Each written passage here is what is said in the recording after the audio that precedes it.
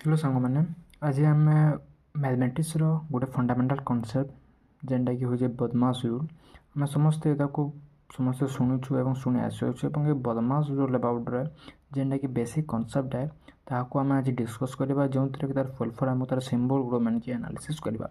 प्रथमतः बदमाश रूल हूँ मैथ गोटे फाउंडेशन कोर्स और बी फॉर ब्राकेट जो कि यही चारिटा ब्राकेट विषय आम मेनकि मैथमेटिक्स कॉन्सेप्ट मेनकि पढ़ा जासी। ओ फॉर अ जेनटा कि पावर कि मतलब घातक हिसाब से यूज कर डी फॉर डिवीजन जेनटा कि सिंबल हूँ यहाँ एम फॉर मल्टीप्लिकेशन जार सिंबल हूँ यहाँ एफ फॉर एडिशन ए सिंबल एडिशन सिंबल को एफ आइडेंटिफाई कराई एस फॉर सब्सट्रैक्शन जार सिंबल एपरी आइडेंटिफाई कराई।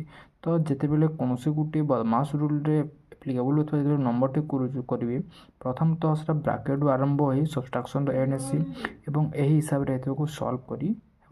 Thank you so much.